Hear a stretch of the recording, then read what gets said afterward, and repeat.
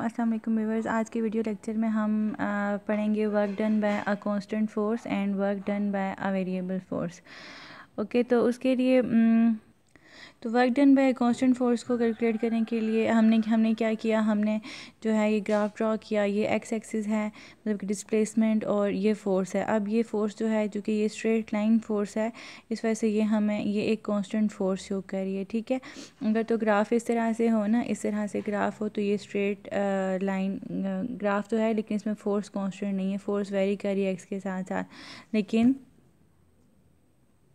लेकिन यहाँ पे देखें एफ़ जो है वो कांस्टेंट है। एफ़ का मैग्नीट्यूड कांस्टेंट है। एक्स बढ़ रहा है, एक्स 1 हो रहा है, 2 हो रहा है, 3 हो रहा है, 4 हो रहा है, लेकिन यहाँ पे वर्टिकली फोर्स की वैल्यू में इंक्रीज़ आता है ना, 1 2 3 4, लेकिन फोर्स की वैल्यू जो है वो कांस्टेंट है, इस एक्सिस के लॉन्ग है। लेकिन डिस्टेंस को बढ़ाने से फोर्स में कोई चेंज नहीं है, तो फोर्स एक कांस्टेंट है। ठीक है, तो कांस्टेंट फोर्स का ग्राफ इस तरह से ड्रॉ करते हैं। और आप देख रहे हैं कि जिस डायरेक्शन में फोर्स है उसी डायरेक्शन में ही डिस्प्लेसमेंट कवर हो रहा है। इसका मतलब है F is parallel to D, then work is done. इस केस में वर्क डन होता है, किस तरह से होता है, W is equal to F D cos theta. Parallel case में थीटा हमारे पास 0 होता है, कॉस 0 हमारे पास 1 के इक्वल, तो W is equal to F D आ जाता है। ठीक है, एंड हम ये कह सकते हैं कि area under F D curve can be taken as work done by the force. तो अब ये देखो ना, ये एरिया आ जाता है ना under the F D curve, this is equal to the work done by the force. Okay जी, constant force. And then work done का यूनिट क्या होता है, जाउल, और इसका यूनिट क्या होता है, न्यूटन मीटर। जाउल किस चीज़ के इक्वल होता है, न्यूटन मीटर। और इसको सॉल्व करें तो ये आपके पास इसकी डायमेंशन आ जाती है। ओके जी, फिर है work done by variable force. तो जब वेरिएबल फोर्स वर्क डन करती है, तो वेरिएबल फोर्स कौन सी फोर्स होती है, इफ़ मैग्नीट्यूड या direction of the force changes then this type of force is called variable force.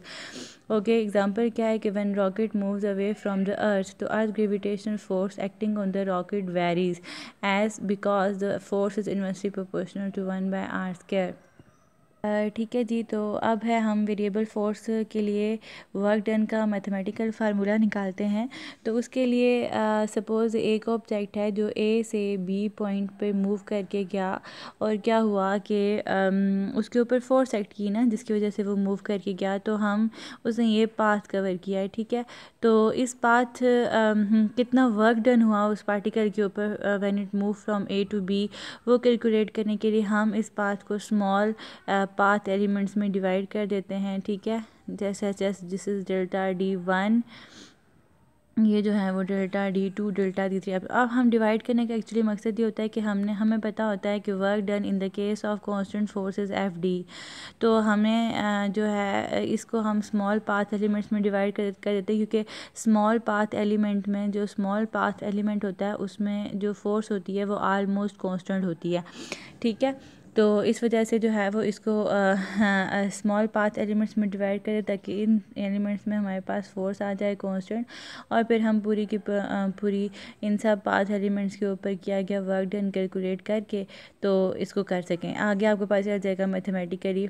अच्छा जी, अब जो है वो इस पाथ को ना इसने ऐसे ग्राफ में ड्रॉ किया, this is the force and D graph, और यही वाला पाथ यहाँ पे ड्रॉ कर दिया है।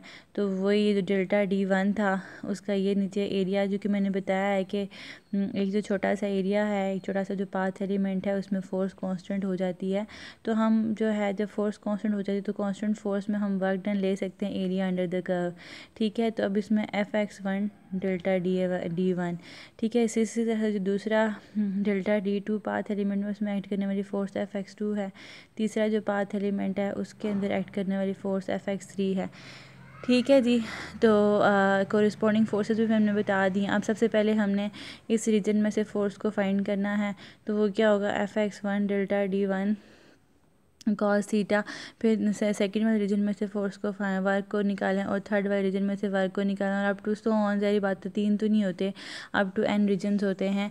तो आप इसको ऐसे करके लिख लें। अब हमने क्या करना है, हमने हर एक इंडिविजुअल पाथ एलिमेंट के ऊपर किया गया कांस्टेंट फोर्स का वर्क डन कैलकुलेट कर लिया।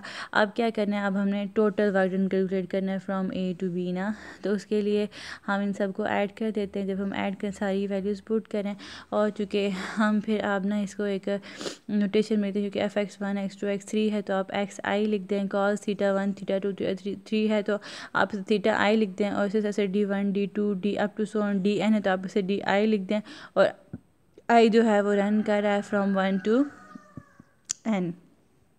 ठीक है, तो this is the work done by the variable force, while the work done by the constant force is very simple, which is w is equal to fd cos theta.